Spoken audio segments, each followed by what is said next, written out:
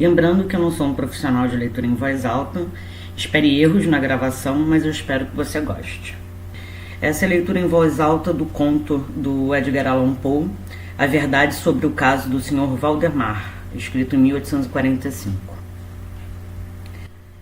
É claro que não pretendo considerar nenhum motivo de espanto que o extraordinário caso do Sr. Valdemar tenha inspirado tantas discussões. Teria sido um milagre se não tivesse, principalmente naquelas circunstâncias. Ainda que fosse o desejo de todas as partes envolvidas manter o caso longe da opinião pública, pelo menos pelo momento, ou até que tivéssemos mais oportunidade de investigá-lo, e apesar de nosso empenho em levá-lo a cabo, um relato confuso ou exagerado abriu caminho para a sociedade e tornou-se a fonte de muitas distorções e, naturalmente, de uma enorme incredulidade. Faz-se agora necessário que eu exponha os fatos, até onde os compreendo. De maneira sucinta, os fatos são esses. Pelos últimos 3 anos, o tema do hipnotismo vinha repetidamente atraindo minha atenção. E há cerca de 9 meses, ocorreu-me, de uma maneira bastante inesperada, que na série de experimentos realizados até hoje, havia uma omissão bastante curiosa e das mais inexplicáveis. Até então, ninguém jamais tinha sido hipnotizado em articulo mortis, ou seja, em caso de morte iminente. Restava saber, em primeiro lugar, se em tais condições existiria no paciente alguma suscetibilidade à influência hipnótica. Segundo, se existindo tal influência, ela seria enfraquecida ou aumentada pela condição. E terceiro, até que ponto ou por quanto tempo o processo hipnótico seria capaz de deter os avanços da morte. Havia outros pontos a serem esclarecidos, mas esses foram os que mais assanharam minha curiosidade, em especial o último, pela importância que poderia vir a ter as suas consequências. Ao procurar entre os meus conhecidos por algum sujeito através do qual pudesse testar esses detalhes, fui levado a pensar em meu amigo, o Sr. Ernest Valdemar, o renomado compilador da Biblioteca Forense e autor das versões polonesas de Wallenstein e Gargantua.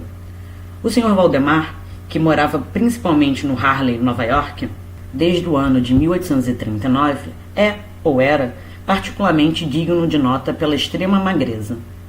Os membros inferiores pareciam-se muito com os de John Randolph, e também pela brancura das suíças, em violento contraste com os cabelos negros, o que, com muita frequência, levava a crer que usava peruca.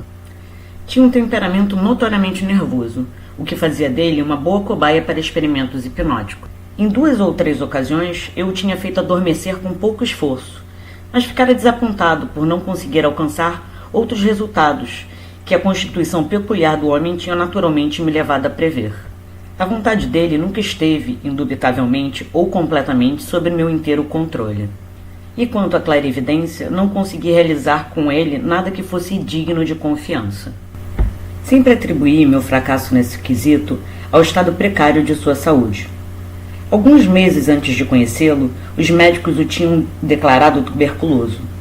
Era costume dele, de fato, falar calmamente sobre o fim que se aproximava, como um assunto que não deveria ser evitado, tampouco lastimado. Quando as ideias às quais aludi ocorreram-me pela primeira vez, foi natural que eu pensasse no Sr. Valdemar. Eu conhecia muito bem os princípios firmes do homem para temer qualquer escrúpulo da parte dele. E, ademais, ele não tinha parentes na América que pudessem intervir. Falei com ele francamente sobre o assunto, e, para minha surpresa, ele me pareceu vividamente empolgado. Digo para minha surpresa, porque, embora sempre tenha se prestado de boa vontade aos meus experimentos, ele jamais havia me dado qualquer sinal de simpatia por aquilo que eu fazia. Sua doença era daquela espécie que permitiria o cálculo exato com respeito ao momento em que culminaria sua morte. E ficou finalmente acertado entre nós que ele me chamaria cerca de 24 horas antes do período anunciado pelos médicos, como sendo de seu falecimento. Já se passaram mais de 7 meses desde que recebi, do próprio Sr. Valdemar, a seguinte nota. Meu caro P., você já pode vir. D e F concordam que não passarei da meia-noite de amanhã. Me parece que calcularam o horário com bastante precisão. Valdemar. Recebi essa nota menos de meia hora depois dela ter sido escrita, e 15 minutos depois eu já estava no quarto do moribundo. Eu não o vi há 10 dias, e fiquei aterrorizado com a alteração pavorosa que ele se forjou nesse breve intervalo. A face do homem tinha um tom cinza, os olhos estavam completamente sem brilho, e a magreza era tão extrema que a pele se tinha rompido nos ossos da face. A expectoração era excessiva, o pulso era quase imperceptível. Contudo, de um modo bastante notável, ele conservava tanta capacidade mental quanto um certo grau de força física. Falou comigo com muita clareza. Tomou alguns medicamentos paliativos sem qualquer ajuda. E no momento em que entrei no quarto, estava ocupado em escrever um memorando em uma caderneta.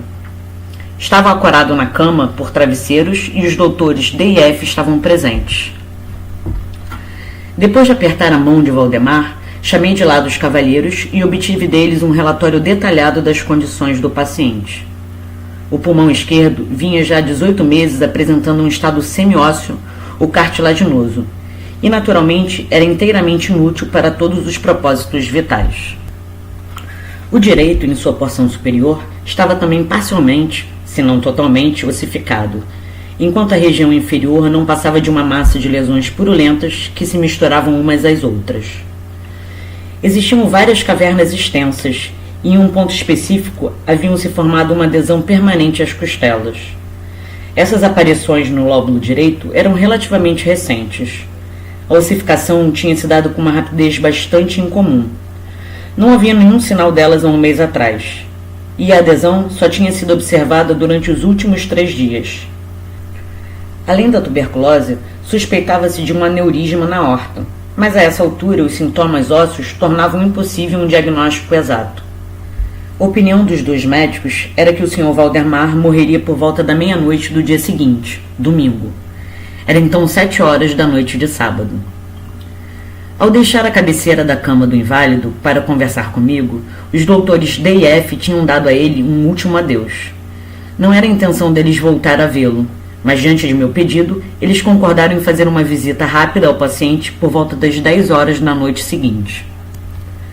Quando eles se foram, conversei francamente com o Sr. Valdemar a respeito do seu fim próximo, e também, e mais especificamente, sobre o experimento proposto. Ele mais uma vez se mostrou bastante disposto e até mesmo ansioso para colocá-lo em prática.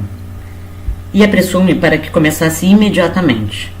2 enfermeiros, um homem e uma mulher, estavam cuidando dele. Mas eu não sentia total liberdade para me engajar em uma tarefa dessa natureza sem a presença de testemunhas mais confiáveis que essas, para o caso de um acidente repentino. Dessa forma, posterguei as atividades até por volta das 8 horas da noite seguinte, quando a chegada de um estudante de medicina com quem eu tinha alguma familiaridade, o Sr. Teodoro, me livrou de um embaraço mais adiante. Era minha intenção, no princípio, esperar pelos médicos, mas fui induzido a agir, primeiro pelos pedidos insistentes do Sr. Valdemar, e em segundo lugar, pela minha convicção de que eu não tinha um único minuto a perder, pois que o doente estava evidentemente decaindo a olhos vistos. O Sr. Teodoro foi muito atencioso ao concordar com meu pedido para que tomasse nota de todo o ocorrido, e é de suas anotações que o que eu tenho agora a relatar foi, na maior parte, condensado ou copiado palavra por palavra. Faltavam uns 5 minutos para as 8, quando, depois de segurar a mão do paciente, pedi a ele que declarasse ao Sr. Teodoro, com a maior clareza possível, que ele, Sr. Valdemar, estava inteiramente disposto a que eu realizasse nele o experimento de hipnotismo, nas condições em que se encontrava presentemente. Ele respondeu com a voz fraca, porém bastante audível: "Sim, quero ser hipnotizado." E acrescentou logo em seguida: "Temo que você tenha demorado tempo demais." Enquanto ele dizia isso, comecei a realizar os passes que as experiências anteriores mostraram ser os mais eficazes para controlá-lo. Ele foi claramente influenciado pelo primeiro toque lateral da minha mão sobre sua testa, mas embora tenha usado todos os meus poderes, não consegui nenhum efeito perceptível até alguns minutos depois das 10 horas, quando os doutores D e F chegaram, de acordo com o combinado. Expliquei a eles, em poucas palavras, o que eu planejava fazer, e como não fizeram nenhuma objeção, dizendo que o paciente já se encontrava na agonia da morte, continuei sem hesitar, trocando, contudo, os passos laterais pelos descendentes, e direcionando o olhar inteiramente para o olho direito do moribundo. A essa altura, o pulso dele era imperceptível e a respiração era ruidosa e a intervalos de meio minuto. Essa condição quase não se alterou por um quarto de hora. Ao final desse período, entretanto, um suspiro natural, embora bastante profundo, escapou do peito do moribundo e a respiração ruidosa cessou. Quero dizer, os ruídos não eram mais aparentes. Os intervalos entre as respirações não diminuíram. As extremidades do paciente estavam frias como gelo. Às 11:05, percebi sinais inequívocos da influência hipnótica. O olhar vidrado foi substituído por aquela expressão de exame interior inquietante que só se vê em casos de hipnotismo e a qual é quase impossível confundir. Com alguns passos laterais rápidos, fiz as pálpebras estremecerem, como acontece quando o sono se aproxima, e com mais alguns passos consegui que se fechassem completamente. Contudo, eu ainda não estava satisfeito, por isso continuei executando com vigor e com total a força de vontade as manipulações, até que vi os membros do paciente enrijecidos por completo, depois de tê-los colocado em uma posição aparentemente cômoda. As pernas estavam completamente estendidas, os braços estavam também quase estirados e repousavam na cama a uma distância moderada dos quadris. A cabeça estava levemente levantada. Quando eu terminei o procedimento, era já meia-noite, e pedi aos cavalheiros presentes que examinassem a condição do Sr. Valdemar. Depois de alguns testes, eles admitiram que o paciente estava em um estado extraordinariamente perfeito de trânsito hipnótico. A curiosidade de ambos os médicos estava bastante aguçada. O Dr. D resolveu no mesmo instante permanecer ao lado do paciente por toda a noite, enquanto o Dr. F partiu, com a promessa de retornar ao raiar do dia. O Sr. Teodoro e os enfermeiros permaneceram no quarto. Deixamos o Sr. Valdemar em completa tranquilidade até quase as 3 horas da manhã, quando me aproximei dele e o encontrei precisamente nas mesmas condições em que estava quando o Dr. F nos deixou. Digo, ele permanecia deitado na mesma posição. O pulso era imperceptível. A respiração fluía sem esforço, mas mal podia-se notá-la, a não ser pela colocação de um espelho próximo aos lábios.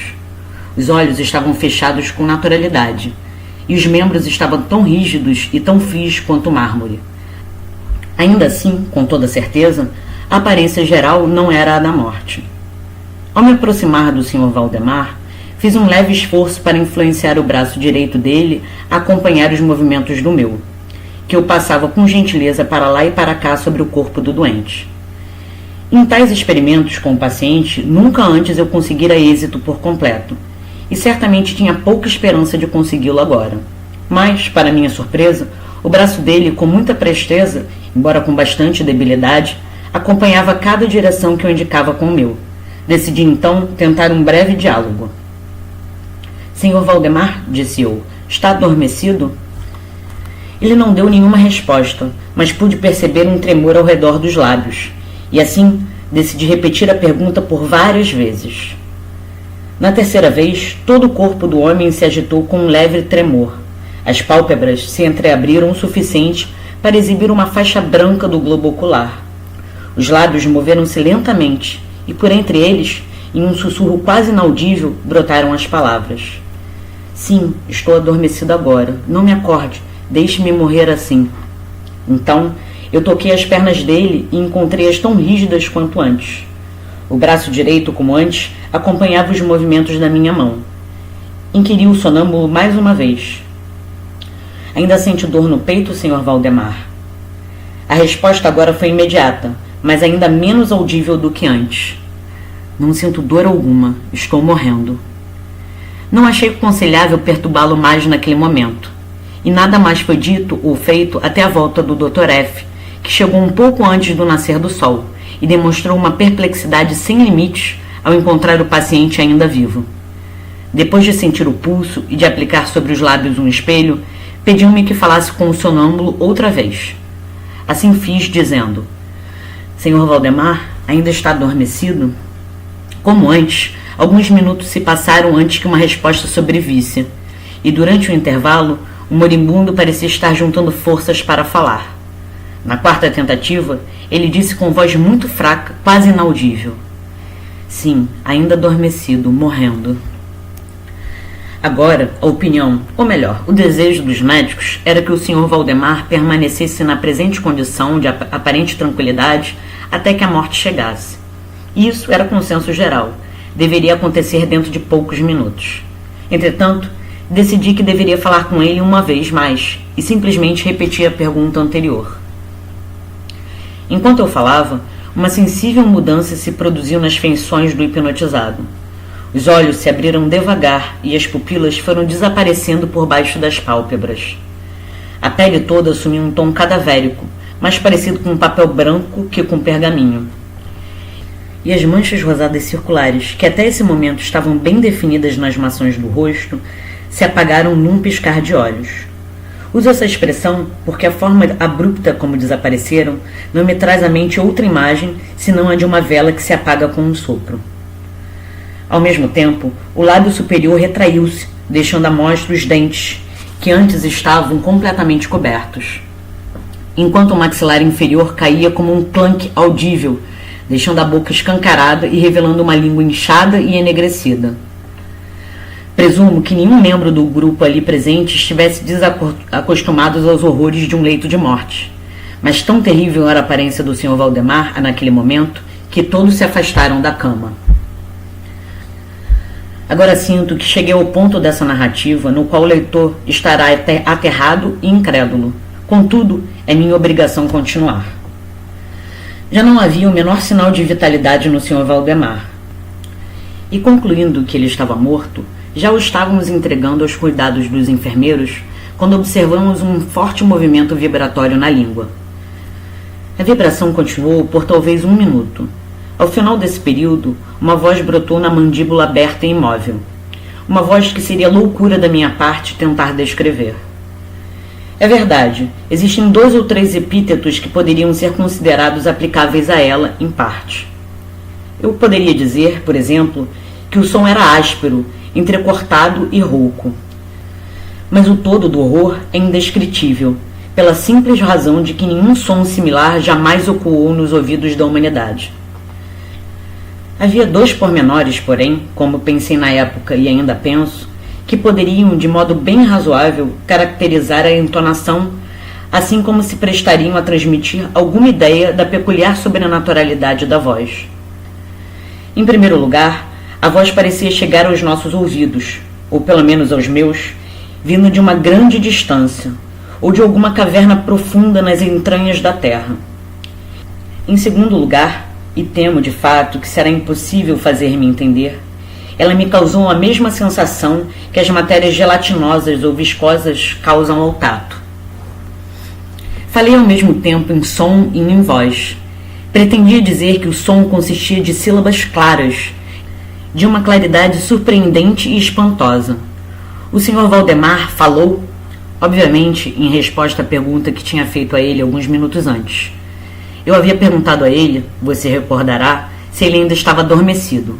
E ele agora dizia: sim, não, eu estive dormindo. E agora estou morto. Nenhum dos presentes sequer teve a intenção de negar, ou tentar reprimir o horror indizível e aterrador que aquelas poucas palavras, assim declaradas, provocaram de forma tão previsível. O Sr. Teodoro, o estudante, desfaleceu. Os enfermeiros imediatamente saíram do quarto e não houve como convencê-los a voltar.